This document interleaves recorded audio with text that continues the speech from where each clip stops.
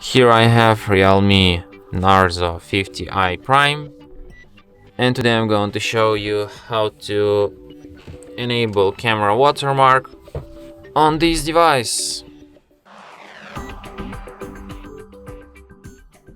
So firstly you have to open camera, then tap on the gear icon to access its settings, and here you can add logo watermark or time watermark.